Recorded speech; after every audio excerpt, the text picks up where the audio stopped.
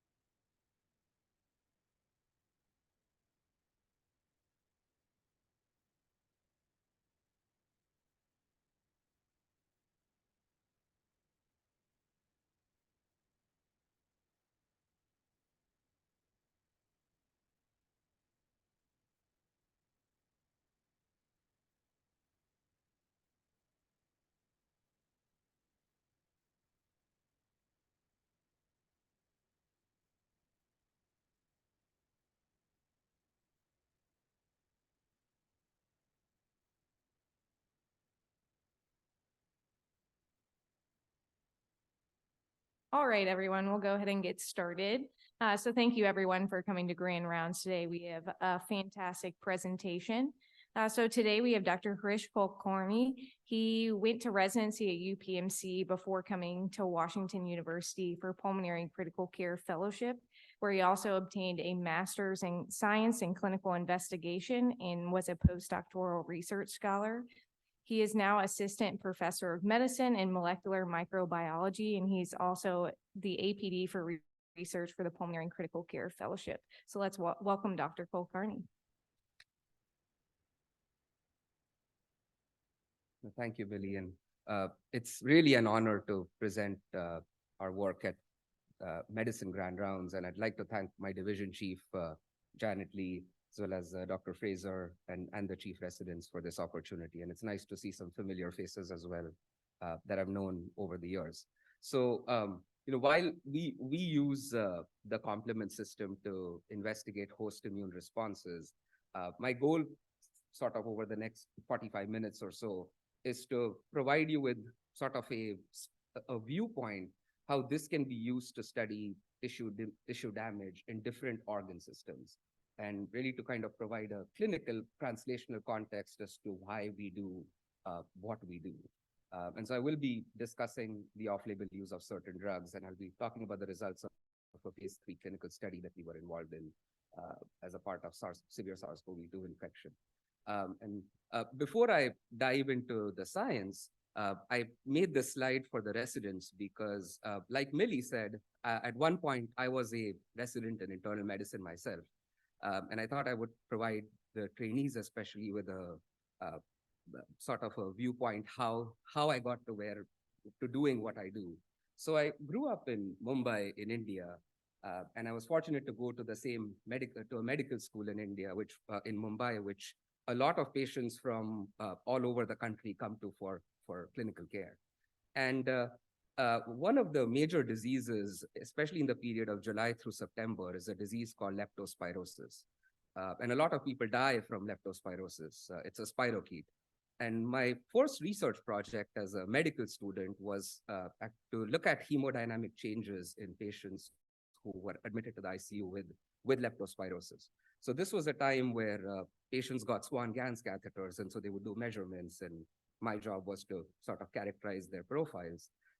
And what fascinated me was, in addition to causing a hemorrhagic shock, which leptospirosis is known to cause, patients also presented with a septic shock or a cardiogenic shock picture. So there's a diverse spectrum how they presented, and that got me interested in how leptospirosis does what it does. And so when I read more about it, it looked like leptospirosis acted through toll-like receptor 2 to induce acute lung injury and sepsis. So I wrote to multiple investigators, probably close to 100 at that time in the United States, who worked in acute lung injury. And I said, look, I'm really interested in doing this. And now being on the receiving end of these emails, I was thankful to Judith Hellman, who was at that time moving from Mass General to UCSF. And she sort of took a chance on me and said, well, why don't you come? We're working on TLR2. But that's sort of where I got the first kind of lab experience. Because I was interested in critical care, I moved to the University of Pittsburgh for my residency. But when I was in the ICU as a resident, I first got exposed to patients who were having complications of lung transplantation. And so when the time came for applying for fellowship, I spoke to the transplant director there, and he said, well, if you really want to study the immunology, especially in the context of lung transplantation, you should actually go to WashU because it has a long history of immunology. And so that's sort of what brought me here for fellowship now over 10 years ago. And there were two out of four people who interviewed me for fellowship. So one of them was a really esteemed and distinguished professor named Dr. Robert Senior, who unfortunately passed away earlier this year. And then Ramsey Hashem, who's our medical director of transplantation. And one of the really good things they did was encourage me to actually go outside the division to learn a skill set that we'd bring back to the division and add to the sort of how we study lung disease. So that led to a sort of a mentoring relationship with Dr. John Atkinson, who's present in the audience today, and there's actually a distinguished lecture in his name after this at 9:15. But with him and Steve Brody, we started looking at innate immunity in the context of epithelial injury. But the reason I bring this up is I think as you go through your career, there are clearly people who will shape your thought process and hone it in order for you to achieve excellence or work towards excellence, which is why I think a lot of us have come to Washington University and the Department of Medicine to begin with. And so when you dive in as to what actually is complement, or when people use this term called complement, I think most of the people, especially in medicine, think of complement in the context of lupus. And this is an example of a glomeruli of a patient who had severe lupus nephritis. And so you can see these deposits of C3 and C1q in the kidneys of these patients. Now, from a pulmonary standpoint, the first time I had heard about it was in the context of antibody-mediated rejection. That is often a devastating illness that occurs in the setting of lung transplantation. So what you see here in brown are these C4d deposits, and there is often diffuse alveolar damage and endothelial injury. And one of the treatments that is used for antibody-mediated rejection is a C5 inhibitor called eculizumab. So when I was showing this to a collaborator who obviously doesn't work in complement biology, their first comment to me was, well, you've already lost the audience because you're talking about C3, C4, C5, and what are all these numbers and letters? And my hope is over the course of this discussion, you'll become much more familiar with them. But for now, the simplest way to approach this is there are multiple ways in which the system can get activated. There are some key proteins in the system that get cleaved, and they themselves have their individual unique functions that seem to protect the body, though in some cases things can get out of hand.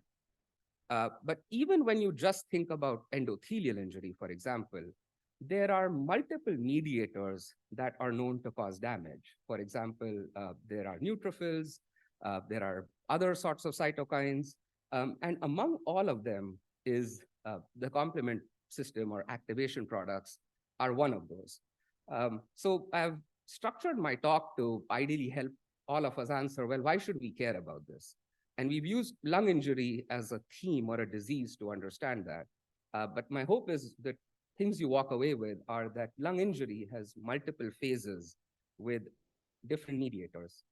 The timing of complement induction and how it's controlled actually matters in the setting of a host response.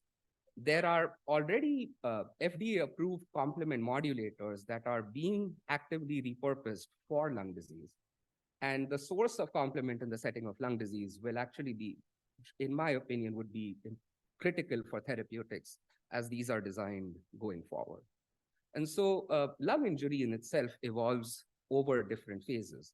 So this is a chest radiograph of a patient admitted to the ICU, and this is their CT scan within the first 48 hours of admission. And this is their lung biopsy specimens at autopsy, so at 2 days post-onset, which shows these characteristic hyaline membranes with hemorrhage as well as neutrophils, which is consistent with a process called diffuse alveolar damage. So that is this early phase or acute phase. And then over time, lung injury evolves into something called a fibrotic or alveolitis phase, which is characterized by collagen deposition as well as reepithelialization. So type 2 alveolar epithelial cells are reprogrammed and form type 1 epithelial cells that aim to restore the barrier. But when things don't happen the way they're supposed to happen, you can actually end up developing fibrotic lung disease. And that results in severe morbidity as well as mortality in some of these patients. But this is important because host responses actually differ between these different phases, as some of you may know. So even when you look at the exudative phase of ARDS or acute lung injury versus the proliferative phase, there are different mediators. So early on, either pathogens or something called DAMs, which are damage-associated molecular patterns, will induce different cytokines, bring different innate immune cells into the lung. And there is activation of complement as well. But all of these result in barrier failure, tissue injury, and edema, which is how patients present in this acute phase. And there are a different series of mediators that are involved in tissue repair and resolution. And how this is coordinated affects if organism, a tissue, or an organ sort of gets back to normal, which is in Latin called restitutio ad integrum. And so essentially the whole concept is you go through our body should respond in a series of coordinated ways, which would allow a damaged tissue to ideally heal itself. Now, these host responses in their different phases can be measured. And there are hundreds of papers for different biomarkers that have been published. This was a manuscript that was published in the American Journal of Respiratory and Critical Care Medicine in 2014. This was a multi-center study through the University of Pennsylvania, where they measured different complement activation markers in the circulation of patients who develop primary graft dysfunction, which is a form of acute lung injury that happens within the first 72 hours after lung transplantation. And through a series of analysis, they showed that levels of C3A and C5A, which are these activation products, are associated with, are different in patients who have primary graft dysfunction, but are associated with mortality even when you adjust for other factors that are responsible for mortality. Now, I think when you look at this, sure, it's statistically significant, but I think it's very hard to distinguish what's actually going on given the errors are so wide. So our hypothesis was what's going on in the lungs of these patients may be much more representative of the disease as compared to what's being detected in the circulation. And so as a part of a KL2 award that I gotten through WashU, which was the first sort of career development grant, we looked at bronchoalveolar lavage fluid, cleaved complement fragments, so specifically soluble C4D levels, as well as soluble C5b through 9, which is essentially cleaved when the whole cascade is activated and the membrane attack complex is formed.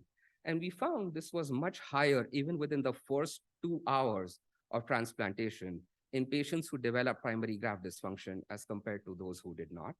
And then we reached out to the same investigators who were at the University of Pennsylvania to ask them, well, did they have BAL specimens on their patients? And it turned out even in their cohort, this difference held true. We then further looked into different activation pathways and found components of the alternative pathway, as well as the lectin pathway of the complement system, differentiated those who had primary graft dysfunction. And this work was done in collaboration with Andy Gelman in the Division of Thoracic Surgery and Josh Diamond at the University of Pennsylvania. And then when we looked at correlation components for these different pathways with markers of complement activation, there was a much stronger relationship in the context of what we saw in the lungs as compared to what was being detected in the circulation. So we then took this further as a part of a Department of Defense grant with our thoracic surgeons. And we have, for those of you who may not be aware, we have a fantastic lung transplant and thoracic surgery program here at WashU. So the surgeons were kind enough to get lung tissue of patients before the lungs were implanted in the recipient, and then 2 hours after reperfusion, so just before they were sewing up the chest. And what we were able to do using a technique that's evolved over the last few years called spatial transcriptomics, we were able to look at different compartments, for example, the epithelial layer, the endothelial layer, as well as the alveolar space in the lungs of these patients. And when we looked at differential gene expression, even within the 2 hours of reperfusion, we saw that patients who developed primary graft dysfunction at 72 hours had certain markers that were much higher in their lungs as compared to those who did not. And among all these mediators, factor B, which is a key component of one of the arms of the complement system, was higher in these patients. When we narrowed down in these epithelial cells to the different components of the complement system, C3 and factor B, again, which are sort of central activators of this system, were the highest in these patients with primary graft dysfunction. And something we'll get to later, a regulator called CD46 was actually downregulated in the lungs of these patients. And so even early on, within the first 2 hours, what was going on in the tissue could potentially tell you if these patients were going to do better or they were going to do worse after transplantation. So this is work that we're following up on now, but I use this as an example to tell you how this is representative. But the question arises, well, why focus on this early phase, so early in the onset of injury? And as I mentioned, there are these different mediators that are associated with these phases. And there are different drugs that are often attractive targets, with the thought that if you intervene early, what's the lung injury that's occurring in these patients can essentially resolve versus going on to developing what is known as, for example, an organizing pneumonia and eventually irreversible fibrosis. So these early phase response proteins are actually attractive targets for the purposes of clinical trials in the setting of ARDS. The downside is targeting these early responses so far has been dismal. So there have been many phase 2 and phase 3 studies that have been conducted in these patients using steroids, using statins, as well as other drugs that are thought to will act on the system early. But most of them have resulted in no differences in the primary outcome. Now, there are many reasons for this, including being, are they the right targets? Are you giving them the right way? But regardless, these have not resulted in any improvements in mortality. In addition to that, not all early phases are actually uniform. So for example, there are intrinsic factors such as genetics, aging. More recently, we've seen aspects of circadian biology, as well as extrinsic factors such as drugs, infection, metabolic syndrome, that may affect how severe the lung damage is. And there are inherent variations in these host response proteins as well. So as a part of a collaboration with Will Bain and Janet Lee, who at that time was at the University of Pittsburgh, we were fortunate to be a part of a work that showed that how functional the complement pathway is in critically ill patients, which was measured by this term called AH50, which is actually to what extent the serum from these patients can lyse 50% of red blood cells. They actually showed that depending on the ability of a patient's serum to activate complement was inversely proportional to the probability of ICU death. And when they looked at survival analysis, classifying these patients based on the median, actually having an AH50 more than the median was associated with better survival, even when they adjusted for other factors that were associated with mortality and changes in the levels of different complement proteins. So to some extent, and these critically ill patients were primarily hospitalized with pneumonia, and so an infectious etiology, which was the main cause. So to some extent, this data is counterintuitive to what was seen in the setting of lung transplantation. But what it did highlight was we need to better understand these early phase host responses in different contexts, as well as sites, to ideally target lung injury. And so if I were to summarize the first portion of this discussion, lung injury appears to evolve over different phases, and our host immune responses differ between these different phases. Now, immune responses are often compartmentalized in tissues. These early immune responses are an attractive target for therapy, but not all early immune responses are uniform, and how these vary actually has an impact on outcomes. So when you think about these early immune responses, um, the complement system often comes to mind. And one of the reasons it does is this has been an evolutionarily conserved system that has been seen as early as some primitive fish and then has evolved over time in mammals. But the functions, to some extent, have been remarkably consistent. The goal has always been host defense in these different organisms. So the system is one of the first lines of defense in the host response. It plays a long-standing role in infection. And so there are reports in both children as well as in adults that genetic deficiencies of these proteins or acquired deficiencies, for example, what is seen in cirrhosis or in nephrotic syndrome, is associated with the lowering in the levels of some of these key proteins and predisposes these patients to recurrent respiratory tract infections. But from an immunological standpoint, the system lies at the intersection of both the innate as well as the adaptive immune system. So nearly every cell in the body either makes its own complement proteins or is affected by these different proteins. And so when we keep talking about the system, what actually is it? So it's simple. It's ideal to think about in a very simple manner. There are different triggers, such as antibodies, certain sort of early phase responses, lipopolysaccharide from pathogens. But these different triggers can activate certain pathways, and they all assemble to form these enzymes. There are key components of this cascade, and this amplifies the cascade to eventually form what is known as the membrane attack complex. And this complex essentially disturbs the membrane and pokes holes in it, as a result of which the target, whether that's a pathogen or a cell, eventually gets damaged. Now, at every step, there are regulators, both in the circulation as well as on the surface of cells, that keep the system in check. But when these components are cleaved, they generate signals that essentially tell other immune cells to come and, for example, eat the pathogen.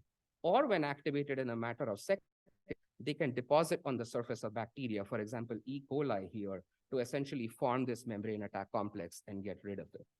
So if this is present in our system and gets activated so quickly, where do they actually come from? And at least in the context of circulation, a majority of them appear to be coming from the liver. And this was work primarily out of the University of Pittsburgh in the 1970s, but has since been replicated in different both humans as well as animal models. But these investigators measured different complement components prior to liver transplantation. And what they found was certain components like C3 as well as C4 were much lower than the normal range of these patients. And within 2 weeks of transplantation, essentially they came back to normal. So at least in the circulation, close to 90% or more of these complement proteins primarily come from the liver.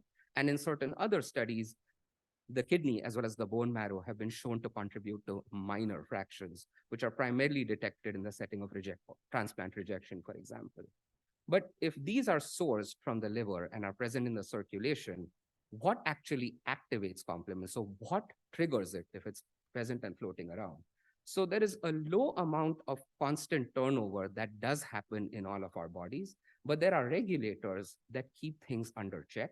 And there aren't technically any inciting factors that ensure it gets rapidly amplified. But now, if you have a foreign cell or a pathogen, for example, now there are pattern recognition receptors that are uncovered on these sites. And that results in its strong activation, the amplification of the pathway to eventually either lyse the bacteria or signal to something else to come and eat it up. And so this is a schematic, for example, when antibodies deposit on a surface, help these different proteins to assemble from enzymes that cleave these different components rapidly. And then what is released through this cascade essentially brings in different immune cells. And eventually, if there are enough of them, it will assemble together to deposit on its target and help will damage it. So if this is now happening so quickly, what controls complement during injury? And so a lot of this work, a lot of this seminal work has actually been done by Dr. Atkinson here at Washington University. And so there are different ways in which when these enzymes come together, there are proteins that will help break down these assembled enzymes and prevent them from getting out of control. There are certain proteins that inhibit this MAC complex being formed. And this is just a schematic, for example, how the membrane how a protein called MCP or CD46 acts as a scaffold, brings in other circulating regulators on the surface of one of these activated fragments to essentially cleave and inactivate it. And really the whole goal is to ensure that this central component does not go unregulated. So you want to halt it so the amplification does not go on unregulated and damage the cell. So one can imagine if this is such a tightly controlled system, there are certain diseases where things go out of control. And I'll talk about two diseases that are relevant to the lung, though there are different diseases that are seen in the kidney, for example, or even in hematology. So many investigators showed that when epithelial cells were infected with SARS-CoV-2 infection, this actually downregulated some of these membrane regulators and increased expression of activators such as C3 and factor B. Now, there were a lot of published reports that complement is being activated in SARS-CoV-2 infection, but nobody really had sorted out if this was primarily just a feature of infection and injury, or was this something unique to SARS-CoV-2? So as a part of a collaboration that was done as a joint university-wide effort through the ICTS, we collaborated with Phil Mudd, who's an investigator in emergency medicine, Jane O'Halloran in infectious diseases, and then had a validation cohort with Charles De La Cruz at Yale. And what we looked at was, are the levels of complement activation products, starting with the circulation, because at that time we could not do BSL-3, like we did not have access to the BSL-3 facility. So are the levels of complement activation products in patients with severe SARS-CoV-2 infection different from other respiratory illnesses? So we had a cohort of patients with influenza and one with SARS-CoV-2, and we found that in these patients, they had much higher circulating levels of complement activation fragments. And then when we even looked at mortality in our ICU patients, in those who were admitted with other forms of respiratory illness compared to SARS-CoV-2 infection, those who died of severe SARS-CoV-2 infection had much higher levels of C5b-9 levels. We looked at different pathways, and we found activation of the alternative pathway was associated with increased morbidity and mortality, such as an ICU admission, as well as death. And then in collaboration with Andy Gelman, who's developed tools to look at circulating mitochondrial DNA, which is released when cells die, we found that the cytochrome B level was higher in patients who died. And interestingly, when we looked at different cytokines, including those which were measured in the hospital, like CRP levels or LDH, or exploratory cytokines that were spoken about in the context of SARS-CoV-2 infection, like IL-6 or IL-1 beta, the correlation with complement activation products was much stronger with the cytochrome B as compared to any of these other markers. So what we did show, and has since been shown by others, is activation of the complement system was actually an important feature of severe SARS-CoV-2 infection. And since then, many studies have shown its association with mortality. While that's an acute response, complement dysregulation is also a problem in patients who die of chronic rejection. So chronic lung allograft dysfunction, or CLAD, is the major complication and the reason why patients who receive a lung transplant die for the most part.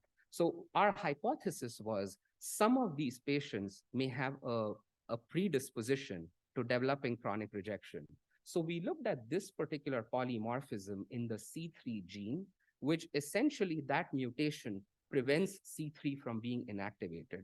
And this work was done in collaboration with Lanisha Teg, who's a faculty member in our division, as well as John Greenland, who's at UCSF. And what we found was patients who harbored this polymorphism, which has a minor allele frequency, often of about 15% in the population, were associated with much worse clade-free survival.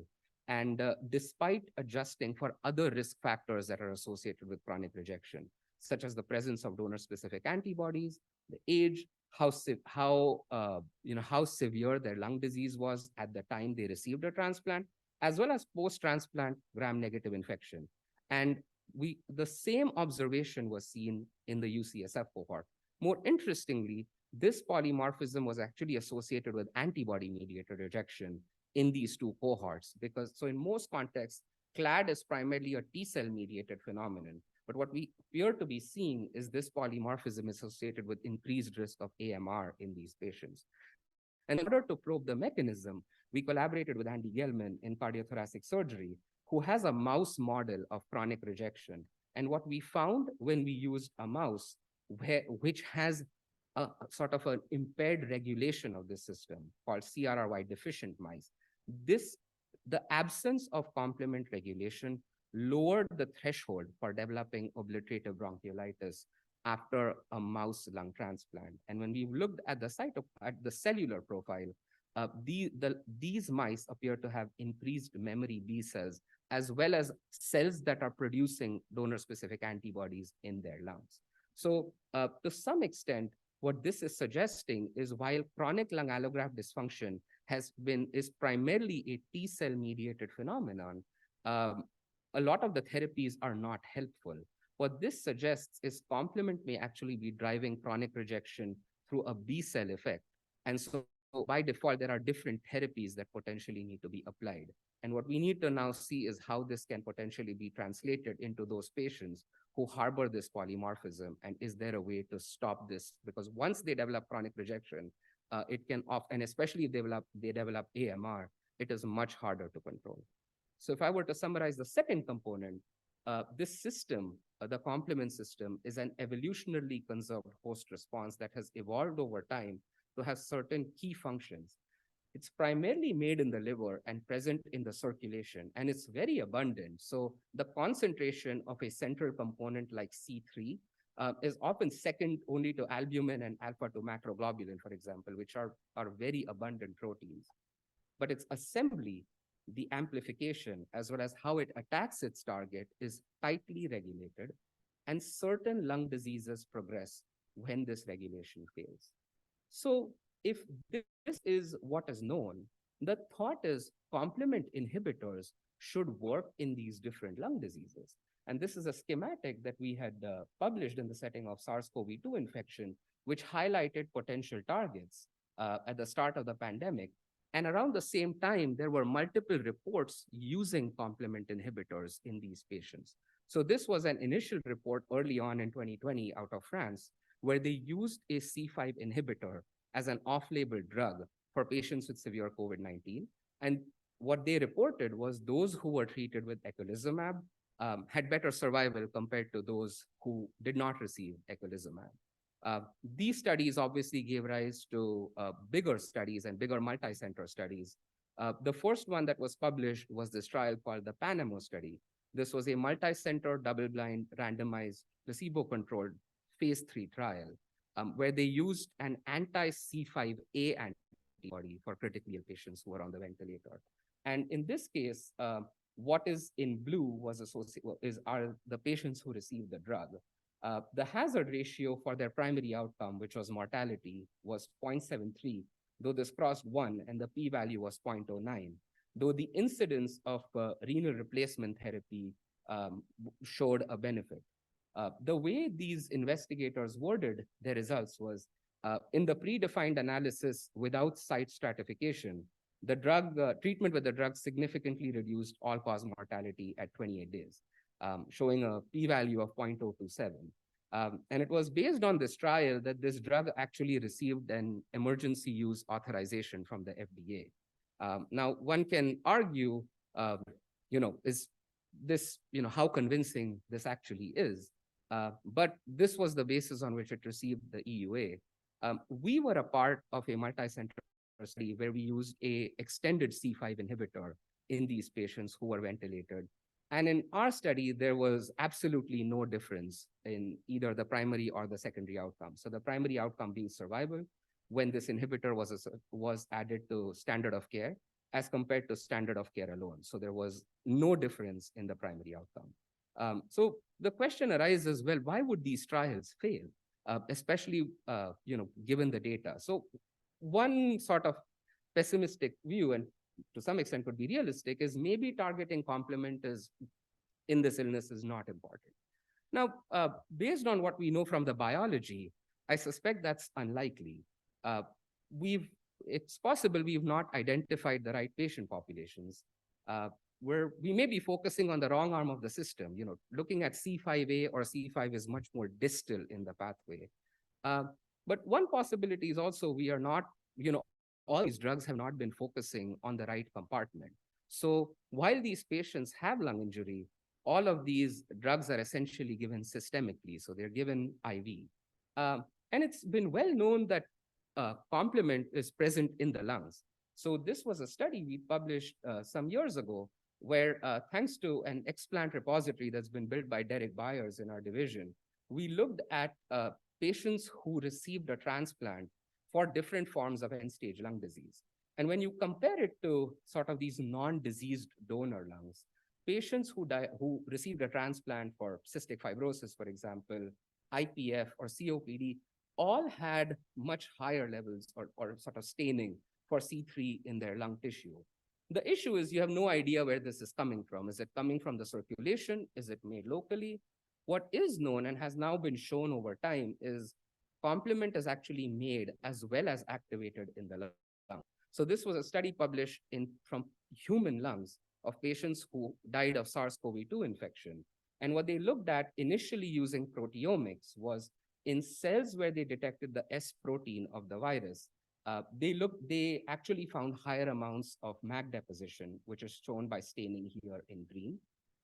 And when they looked at different donor lungs, whether they be healthy in green, those who had influenza in blue, those who had other forms of ARDS in orange, pneumonia in sort of maroon, those who who died of COVID-19 early or later had increased levels of C5b through 9 in their lungs, as detected here in red.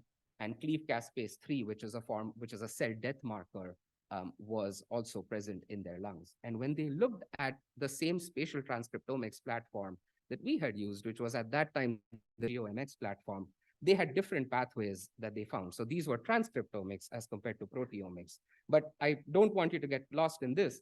If you only focus on what they saw in terms of complement gene expressions, they found as compared to normal or non-diseased lung or sort of non-COVID samples, either early or late lungs of patients who died of COVID-19, either early or late COVID-19, had much higher expression of these transcripts in their alveolar space, in their airway walls, or even in the blood vessels, especially in the case of late COVID-19 here in the blood vessel walls.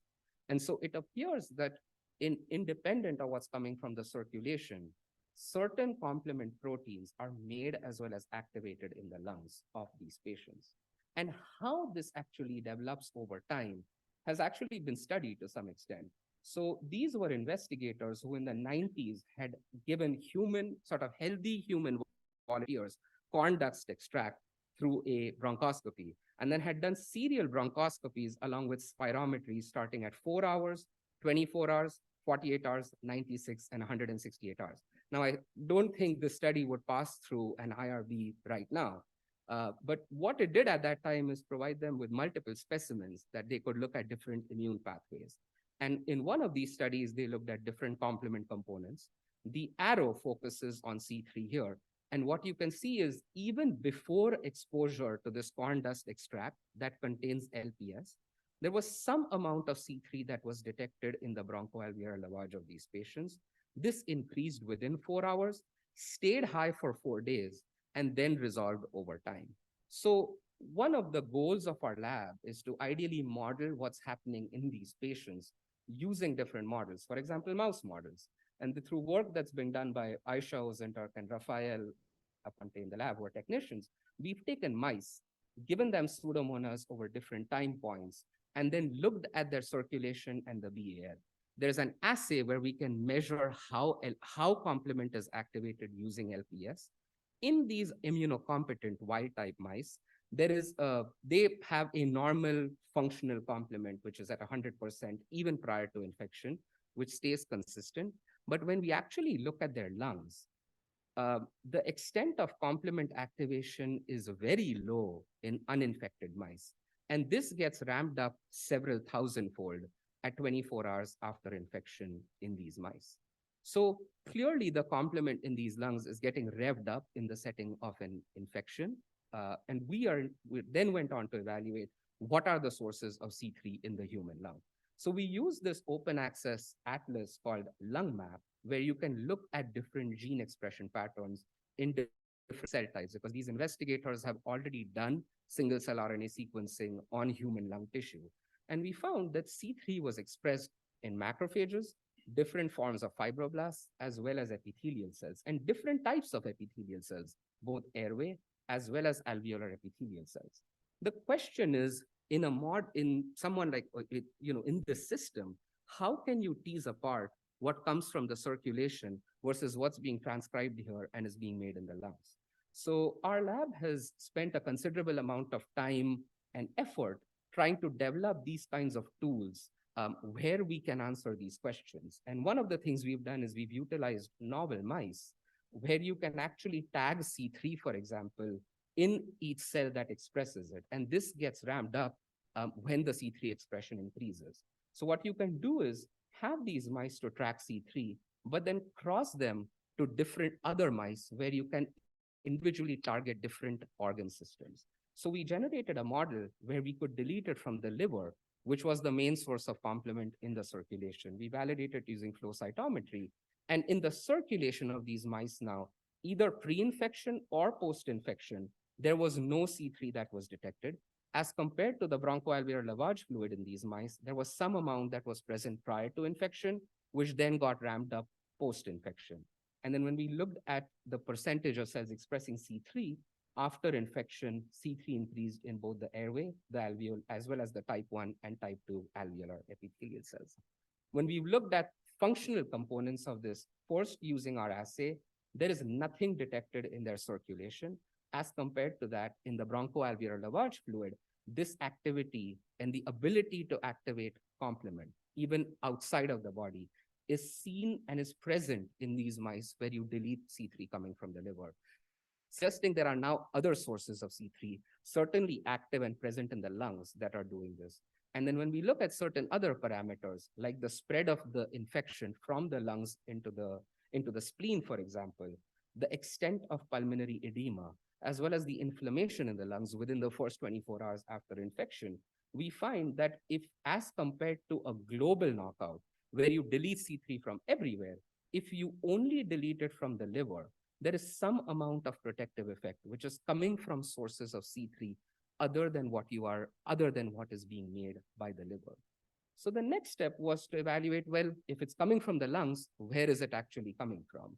And so we went back to that paper where we looked at different human lung diseases, and we found that C3 actually stains very strongly with a cell type called club cells. And club cells are a form of secretory cells in the tracheobronchial tree of both humans as well as mice. And fortuitously, Steve Brody, who's one of the senior investigators in our division, had these specific mice where you can tag club cells as well as knock out your gene of interest only in this specific cell type. So we use something called the tamoxifen inducible deletion, where the mice can grow up okay, but then when you give tamoxifen, it deletes your gene of interest from your cell type of interest, and then treated them with Pseudomonas. We validated the deletion using RNA-scope. This is red is C3 in the epithelial cells, which goes away. And then what's here are other sources of C3, which remain intact.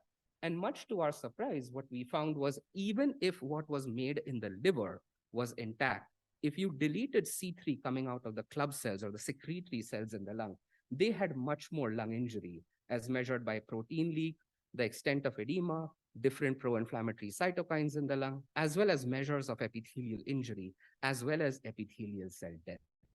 This was the histology in these mice. And then through a series of experiments, we dissected how we went back to human epithelial cells and found that if you did not have C3, it essentially predisposed these cells to program cell death.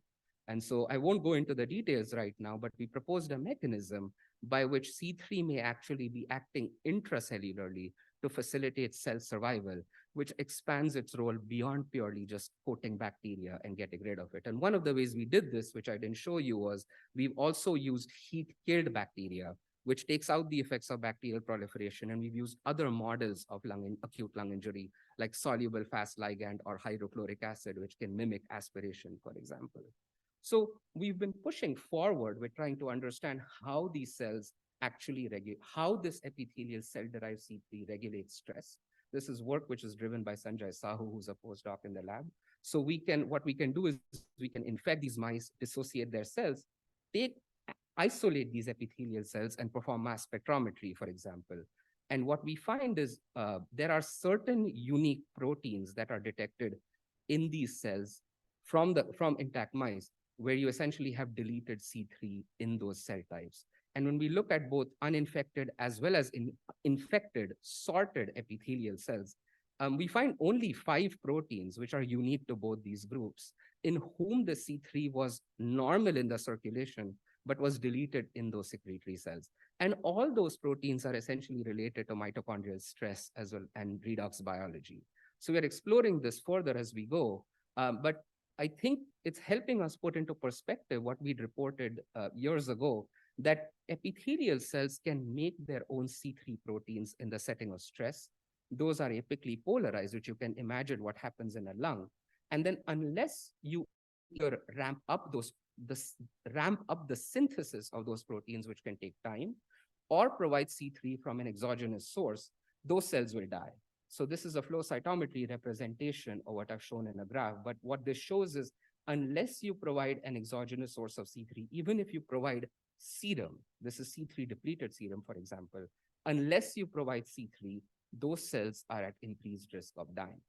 At the same time, a second question we are answering is how this epithelial cell-derived C3, which is made in the lung microenvironment, may be instructing other immune cells. And this work is being driven by Marek Starek, who's a postdoc in the lab, and Jeff Kienitzer, who's a new faculty, sort of a recent faculty member in pulmonary critical care, who actually trained with Dr. Humphreys in single cell analysis in different organ injury.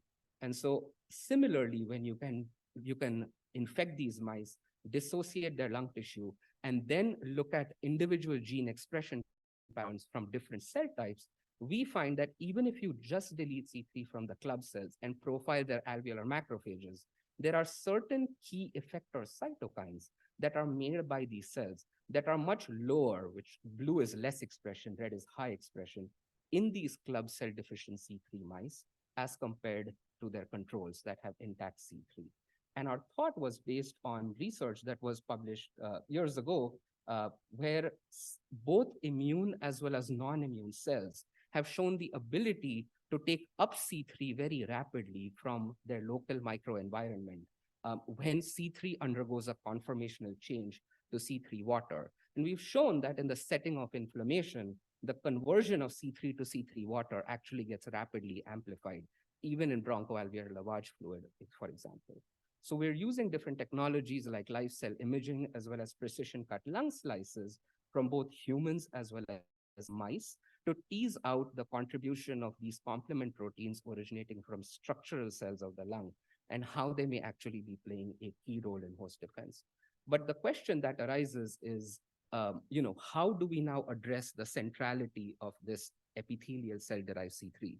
And this is from the basis of different R01s in the lab, for example, how these proteins can protect airspace populations. Can they communicate with their surrounding cells, or is the protection only cell type intrinsic? How do they reduce programmed cell death? And then are there ways to augment C3 locally in the lung to reduce the severity of lung injury? And as a second part, how does this affect immune cells such as myeloid cell behavior, their populations, their survival and function, and what is the optimal way to modulate the uptake of C3? So I think we've started thinking about this system from one that was primarily being made in the liver and present in the circulation to one that is very much active in the lungs, ready to deal with insults, infections, injury. And using this as a model, you can imagine it can be applicable to other areas which face the environment, for example, the gut, or even the genitourinary system, whether that's in the kidneys or the bladder. So I think if I were to summarize, well, is a complement from the lung good or bad? It's certainly required for an appropriate response to infection and injury. However, it needs to be regulated. Uh, Dysregulated complement in the lungs is very likely to be bad, but the effects of complement in tissues clearly appears to be extending in addition to what we already know about it, which is bringing immune cells in, helping it phagocytose bacteria, for example, or debris, and forming this traditional membrane attack complex. But the thought is, can we leverage this increasing knowledge to help this lung injury, different forms of lung injury, resolve optimally and thus prevent it from going on to developing irreversible fibrosis? And that's really what motivates the questions in our lab as to how can we reduce the burden of lung injury? The hypothesis being there are certain locally derived immune proteins at the mucosal surface which can be modulated to mitigate the consequences of tissue injury. So we use models of pneumonia, lung transplantation, use different tools all the way from cell culture to biorepositories and different techniques, with really the goal being better understanding how lungs are predisposed to damage, what are the mechanisms by which they get injured, are there ways we can use these biomarkers to detect lung injury early, and what's the optimal way? I mean, can we deliver these therapeutics better in order to actually act at the site of injury? So I'd like to start by thanking members of our division. So when I joined the division, it was much smaller, and I'd like to thank Mike Holtzman, who was our former division chief and hired me on faculty. And most recently, how our division has expanded, and Janet Lee, who's our new division chief, and I can imagine will take us to even greater heights. And I'd like to thank members of the lab, mentors, as well as collaborators, funding agencies, and obviously our family. This is a picture outside Jenny's on Euclid Avenue, which has sort of become a famous spot for every time our family comes in town. And so I'd be happy to answer any questions as well as think about ideas. Thank you once again for this opportunity.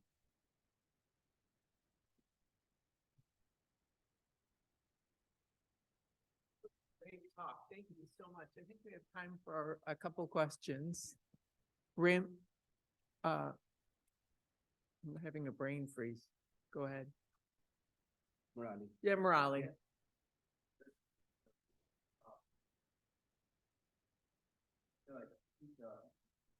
Sort of summarize nicely the different possibilities here. Not included the problem that patients might not be able to regulate. Sort of makes sense probably why a lot of products say that patients sort of have to work because not like so really work for treating the person. The work we've done with lung transplant, that's really fascinating to me because most of the time when we think about areas of it's hard to know where in the continuum, time continuum, we're going to be. But you've got a unique opportunity with lung transplant. If you know the point where you start. Yep. I'm just curious, have you also thought about any type of assessment of muscle activation in the donor lungs before the target some type of acute trauma or something? Presumably their lungs are okay, good enough to transplant, but there may be, already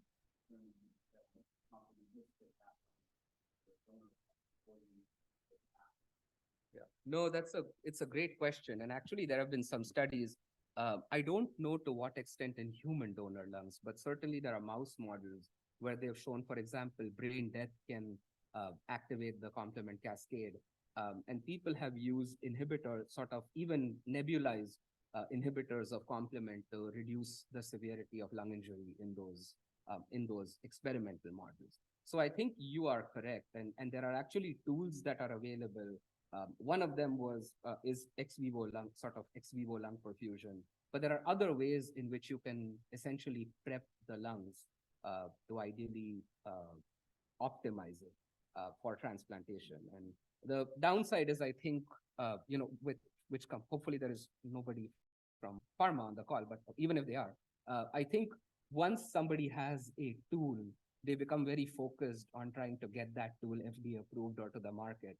So actually getting them to invest in using this for experimental purposes is challenging. But I agree with you that and with our collaborations with the Mid-America Transplant Society, it's a very good opportunity to to build on that and leverage it. Thank you. Ben? This really great talk. Now, some complement inhibitors that have looking at the transplantation Yes. outside the cell. Your data suggests oh, the into cellular, suggest the possibility of maybe complement inhibitors in some cases need to act intracellular. Really possible. Yeah, no, that's a great, so there are at least two components to think about. One is just for sort of introducing such a diverse audience to what has historically been a reason why people close their textbooks. I wanted to make it very simple. There are components of sort of C5 that can actually program adaptive immune cells, so they can affect cellular behavior from the outside. But separately to your point, I think more drug companies are realizing these intracellular effects and are preparing drugs that can actually enter the cell. Because, while I've shown how it affects cell survival, and it's within the first 24 hours, one can say the opposite may be true. If it's chronically activated within a cell, it may actually be contributing to aberrant programming of a cell and maybe driving fibrosis, for example. So I think there is actually a lot of interest in developing cell-permeable complement inhibitors now. We'll see how that evolves.